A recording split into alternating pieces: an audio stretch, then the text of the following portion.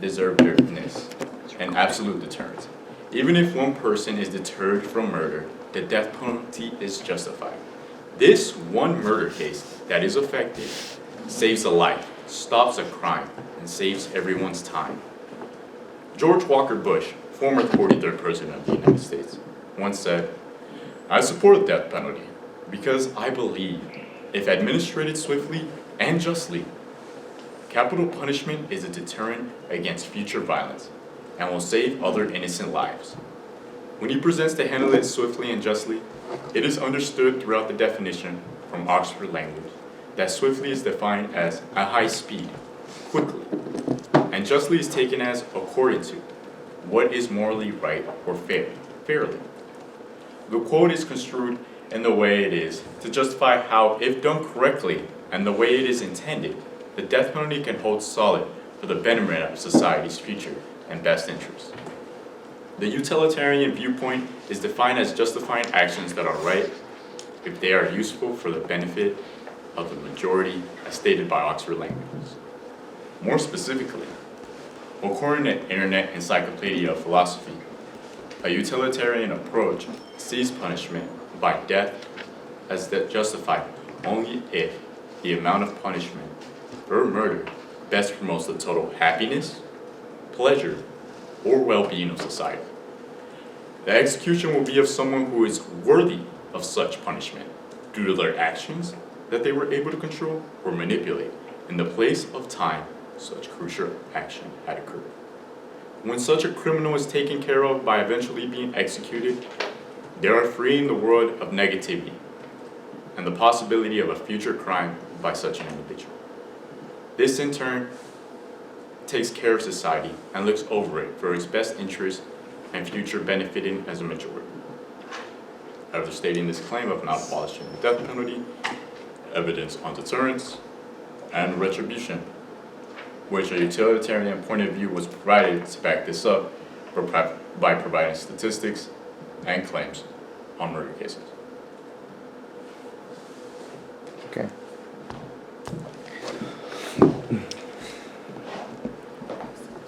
And now the rapid fire. So for the rapid fire is 2 minutes.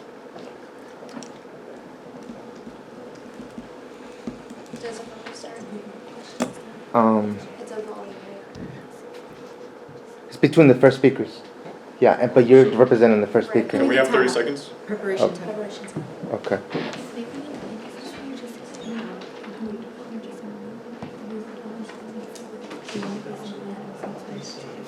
Yeah, no, we're gonna yeah.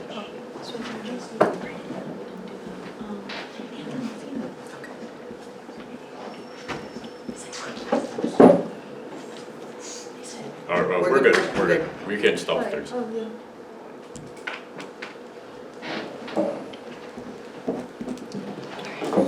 Okay? Okay, hold on.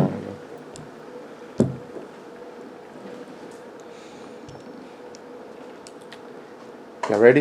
Yep. All right, go. So, first question I have for you guys. How are we going to live in a world of chaos? How are people going to be in line with that? What is our future then without having the death penalty? Having these murderers on the loose, these criminals that have done such careless acts? I've heard 3 questions. Would you mind simplifying it into one? I'll simplify it then. If we're going to live in a world of chaos, how are we going to live in that? The world would be chaos if we did not have a justice system. And so without justice system, there is no law. And without law, there is chaos. And so that is the question. How do we live in a world of chaos without justice? Without justice, well, without justice, justice would not be served if that one who committed such a crime, very, very bad crime, and maybe taking another person's life, how is it not justice if we don't take theirs? If nothing is paid for at the end? Because there are still a risk of innocent lives. How do you define if someone is worthy of murder? How do you determine that? We define someone as a murderer as that if they did the crime, they shall do the time. If they did an unusual crime punishment, they deserve that same type of punishment to them. However, there is times where all the time, it is accordingly to be said that they do it in a fashionable way, that they finish the execution. You had brought up that it is unusual and cruel punishment. However, that their unusual and cruel actions that those victims faced, what are Time. they?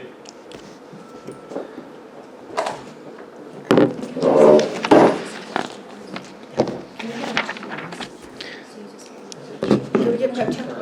Prep time? Can we Okay. do 30 seconds, please? 30 seconds? They're using their 30 seconds. Okay.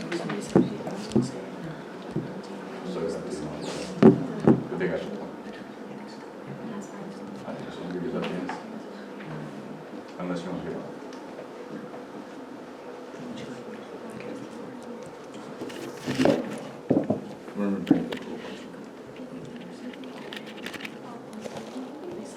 Please.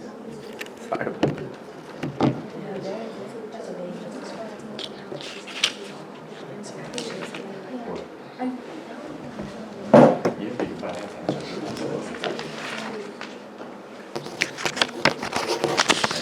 Time. So it's gonna be Tammy and then, you right? Who's gonna go on the? I'm, Okay, I'm sorry. For a second speaker? yeah.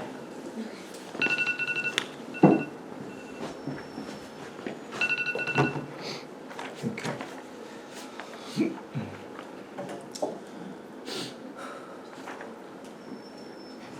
Okay. You ready? Go. Okay, so you guys were saying how the death penalty allows future crimes to be stopped. How you were saying how you think that one is one and done, and that's that. However, police chiefs rank the death penalty as a last way the death penalty lasts as a way of reducing violent crime. In January 1995, a national survey of police chiefs, most believed that the death penalty was not the best form of crime deterrent. Police were given an open-ended opportunity to state the areas they would have the biggest impact on reducing violent crime in their jurisdiction.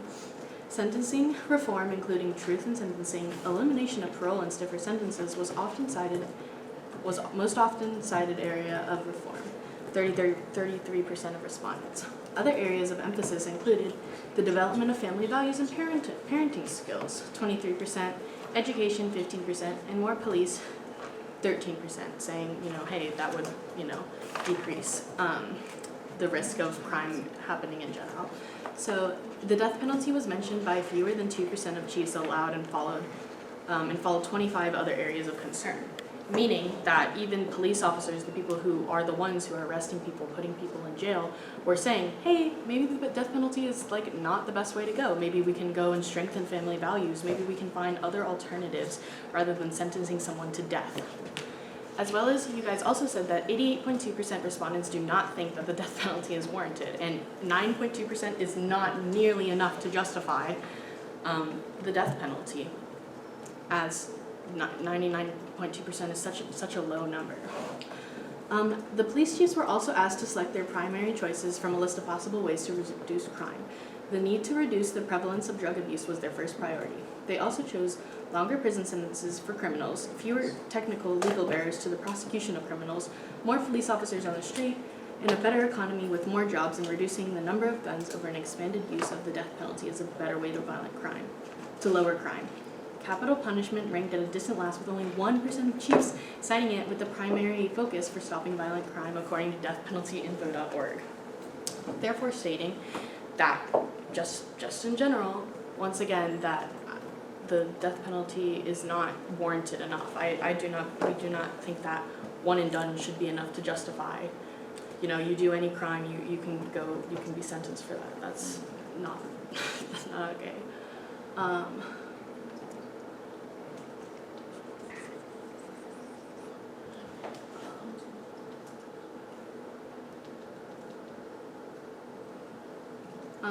And you guys were also talking about the utilitarian approach, which is asking what is morally right, but then once again gave the statistic of 88.2% as you were talking about how it's, better for everybody, but in the long run, 88.2% is a wide variety and a very much bigger statistic than 9.2%.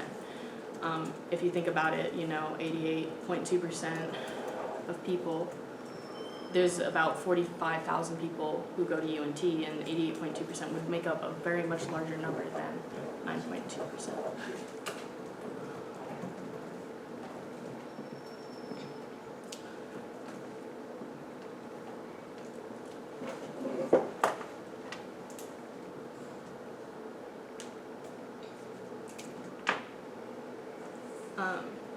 And you guys were also talking about the absolute pro and the concept of retribution, about how even if one person is deterred, one is enough. But once again, only one person, ideally one person cannot change the whole system, one person cannot change the whole world. Our system is unjust and we need to very urgently change that.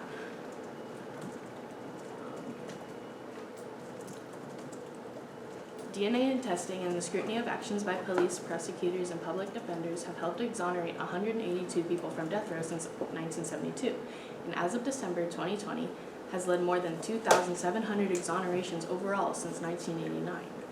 Meaning that not only is our system unjust, that we need to make sure and go through all the proper points to make sure that the people who are actually being put on trial, even to, go to the death penalty and the death sentence, that at the end of the day that they are actually guilty. Thank you. Okay.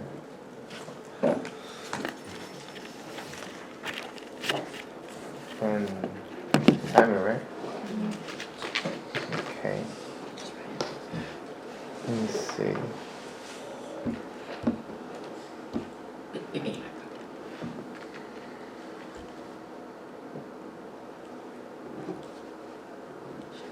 You ready? Yeah. Go. According to Oxford Languages, retribution is the punishment inflicted on someone as vengeance for a wrong or criminal act. The retribution justification for capital punishment is insufficient without reliance on a deterrence justification. Retribution justification requires a certain outcome on the issue of whether capital punishment does or does not deter offenses. Capital punishment must be shown to have a positive deterrent effect on violent crime. Murderers are to be given death row because that is the penalty they have earned by their offense. This will lead to the satisfaction of those who were done wrong. Retribution also has its basis in religious values, which have historically maintained that it is proper to take an eye for an eye and a life for a life. An eye for an eye is used to convey the concept of retribution or retaliation, suggesting that punishment should be proportional to the offense committed. The idea is rooted in the belief that the punishment for wrongdoing should be equivalent or similar to the harm caused by wrongdoing itself. It can be associated with the Latin phrase, lex talionis, which means law of retaliation. The opposition to the death penalty from a religious perspective can be rooted in various ethical, moral, and theological considerations. Different religious traditions hold religious views in favor of the death penalty. There are understandings that there have been a number of death row inmates who have been exonerated through innocence. The Heritage Foundation said, "Sadly, mistakes can happen. Indeed, mistakes can happen on both sides when it comes to the death penalty. However, acknowledging that mistakes can occasionally occur in capital cases does not render the death penalty unjust any more than imposing a sentence of incarceration for a term of years is not rendered unjust simply because mistakes occasionally occur in non-capital cases." Although the victim and the victim's family cannot be restored to the status which preceded the murder, at least an execution brings closure to the murderer's crime and closure to the ordeal for the victim's family. This also ensures that the murderer will create no more victims. The Heritage Foundation stated, "For the death penalty to be applied fairly, we must strive to make the criminal justice system work as it was intended.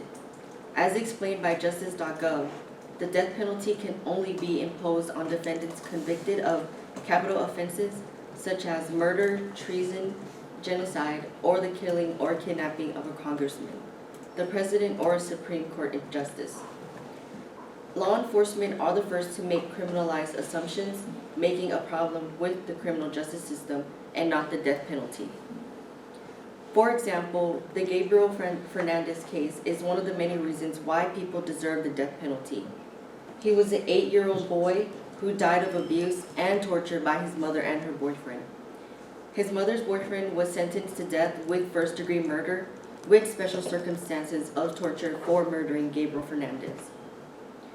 Gabriel's siblings, Ezekiel and Virginia, were witnesses and testified to the terrifying experience their brother encountered. They developed trauma from witnessing their brother being forced to take cold showers and having to sit inside of a box litter. Their mother and her boyfriend would beat Gabriel with a baseball bat, instructed him to eat cat litter, and assaulted him with pepper spray.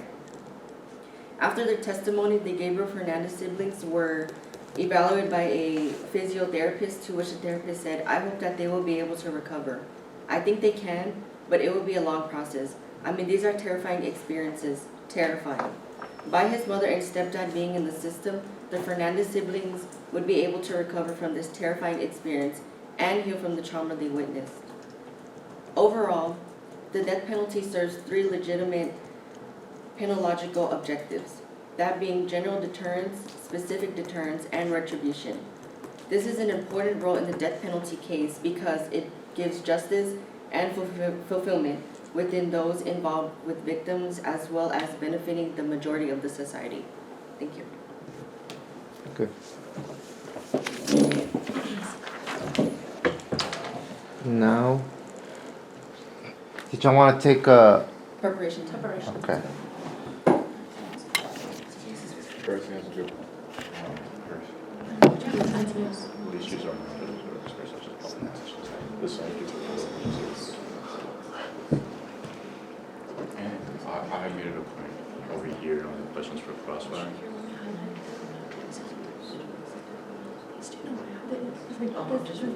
And then, hold on.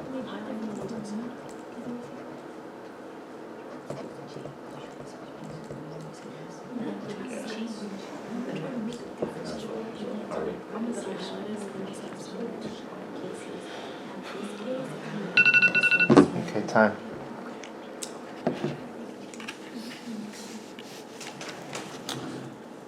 Okay, so this is between Zoe and Tamir. Okay. Okay, How do you- and hold. Yeah, both ready? Yes. Okay, go. How do you seek retribution or reconciliation for the families of innocent lives? Sorry, can you slow down? How do you seek retribution or reconciliation for the families of innocent lives? If we are giving the death penalty to the one who committed the crime, it is stopping them from creating more victims. I'm sorry. It's okay. Police chiefs are not judges or experts such as politicians. The same people who overuse their force and do not follow their oath said that. Yes, probably not. Sorry. Could you repeat the question? I apologize. That police chiefs are not judges or experts such as politicians. The same people who overuse their force and do not follow their oath said that. Yes, however, the main problem isn't the police chiefs, it's actually the politicians, the people who we are saying our framework is the system is unjust.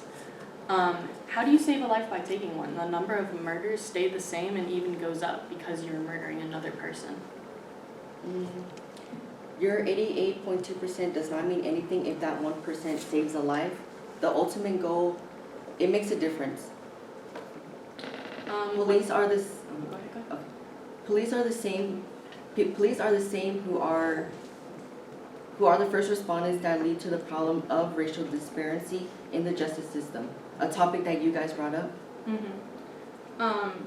Yes, however, once again, it is all about that the problem is not the individual people, it's the problem is the system, and that they're not going through and, self-checking and making sure everything's okay. What about the trauma for the families witnessing an execution of an innocent family member, 182 innocent people? If the innocent of the defendant, Yeah. if they are innocent, then how did they get into that position? Time.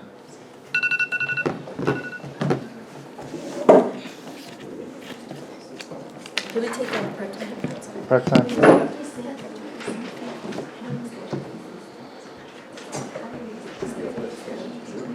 Because they're gonna bring it.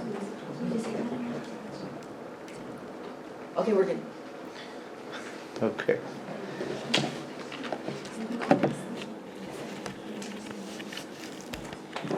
This is the third speaker between, yeah.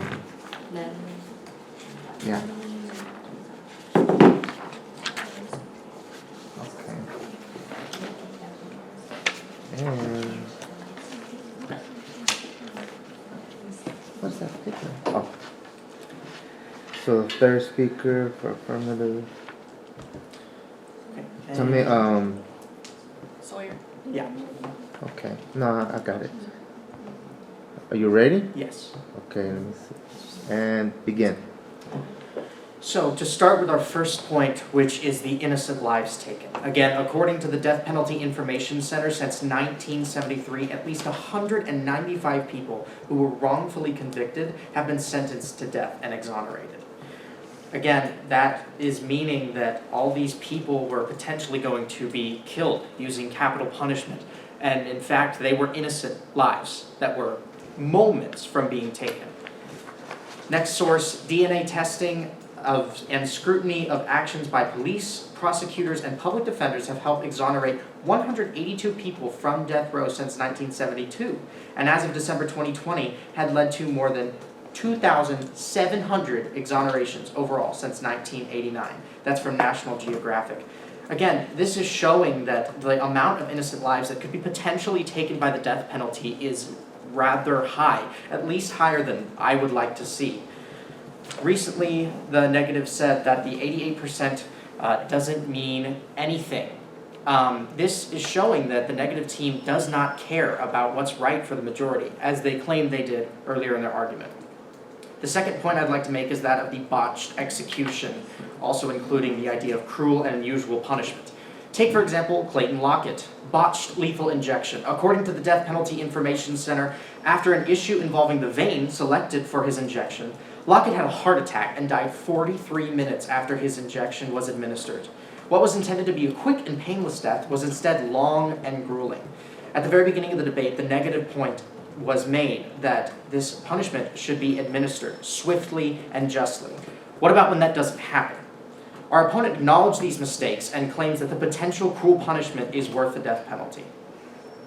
Lastly, I'd like to talk about unequal application. From the ACLU, while white victims account for approximately 1/2 of all murder victims, 80% of all capital cases involve white victims. Furthermore, as of October 2002, 12 people have been executed where the defendant was white and the murder victim was black. Compare that with the 178 black defendants that were executed for murders with white victims. This is showing a clear and large racial discrepancy that so far our opponents have almost entirely dropped. This point has gone entirely dropped. How can we ignore such a large chunk of the harm that the death penalty continues to cause? This is racial bias. It can also be viewed as economic bias. You could say that these marginalized communities don't have access to the same legal representation. And this further adds to the idea, how do you decide what is worth the death penalty? It's impossible to decide, especially when looking at these unequal application stats, which add to this idea that the death penalty is inconsistent, both in its administration and its execution in terms of how it is deemed worthy within the law. That is not even addressing the idea of these innocent lives taken. Again, the opponents brought up that over 88% of people believe that the death penalty is in fact not a deterrent.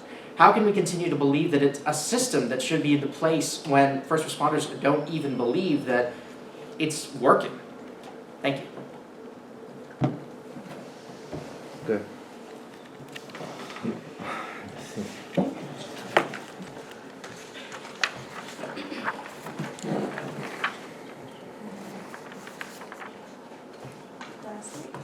No, not yet.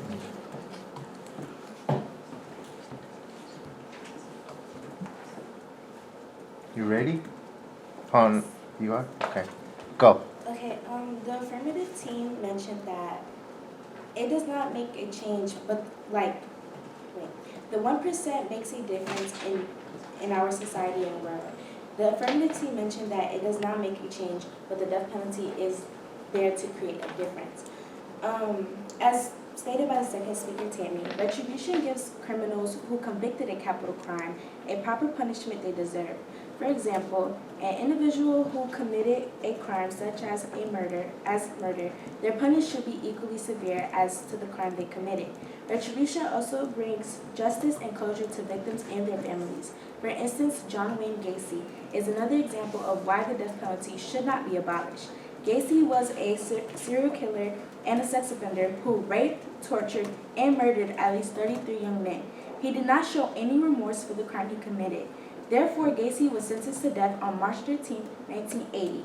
Within the video, John Wayne Gacy, victims' families, William Kuckel, and pro and anti-death penalty supporters, Eugenia Godzig, Gregory Gossick's sister, states, "I'm glad it's over. I just wish that there could have been more suffering."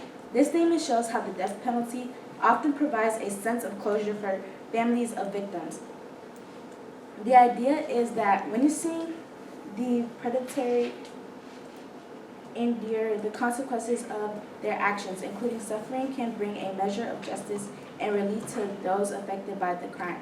In conclusion, taking away the death penalty would increase capital crimes because there would no longer be any type of harsh punishment for the horrendous crimes they have committed. I've also found another case written by IACJ Journal published an article that Kenneth Allen McDuff, which states McDuff raped, tortured, and murdered at least 9 women in Texas in the early 1990s, and probably many more. The fact of just such killing will reveal the horror of his crimes. On 1991, in Houston, Texas, McDuff and an accomplice manhandled 28-year-old Colleen Reed in the back of a car driven by another accomplice. Reed screamed, not me," but McDuff forced her and tied her hands behind her back. As the accomplice drove to a remote location, McDuff repeatedly struck and raped Reed in the backseat of the car. You guys are saying that the death penalty is taking away innocent lives, but you guys are also forgetting that there are people who have actually committed a crime, and they should be able to receive a proper punishment for their actions. You done? You done? Good. Okay. Now,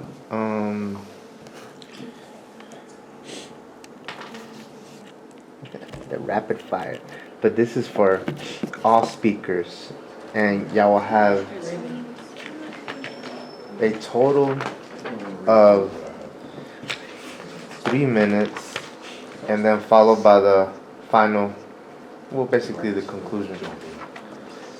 So, are y'all ready for the rapid fire? Yep. The crossfire. 30 seconds. Okay. I keep saying rapid fire. Huh? Is it called volley? What does it mean? No, that's what I'm saying. I don't know what it's called. Is it called volley? Question? Yeah. Cross examination? Yeah.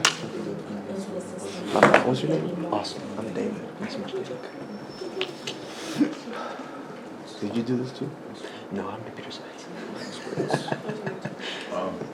You could just go on. Yeah, I did this last semester. Like basic. Yeah, I love Because it. that's good. It looks fun. I did it a couple times in high school.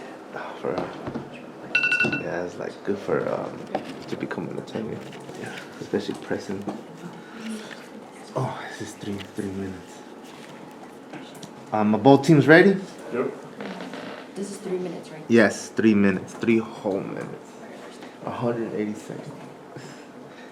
Y'all ready? Yeah. Okay, y'all ready? And Begin. So y'all brought up that 195 wrongfully convicted were treated to the death penalty, and unfortunately they were lost. However, once again, it was able to deter at least one future crime. That makes it all worth it.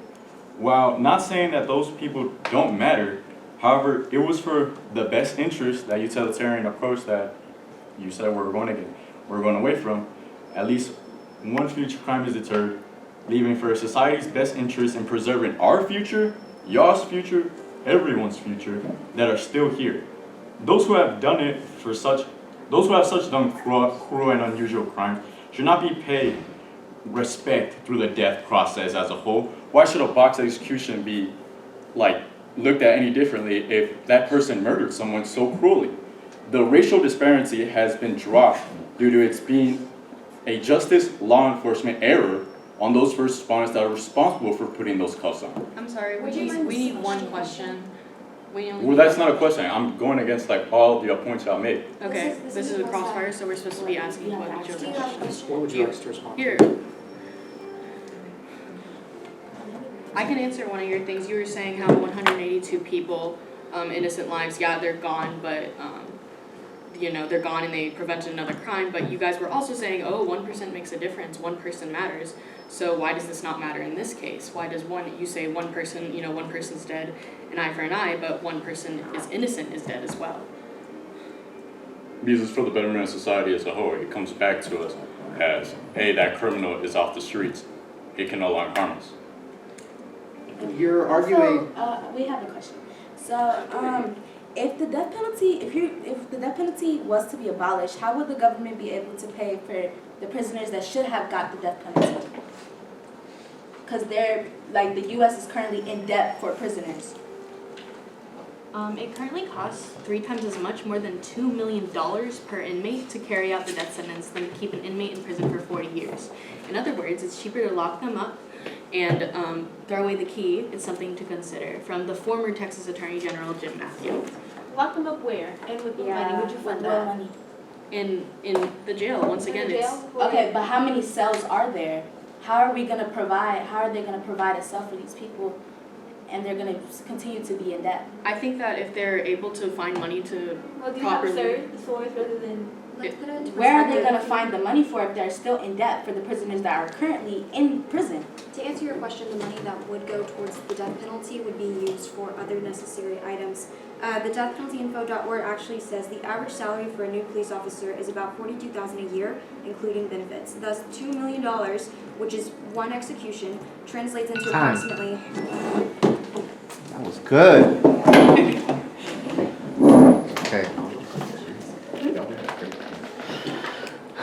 Okay. Okay, so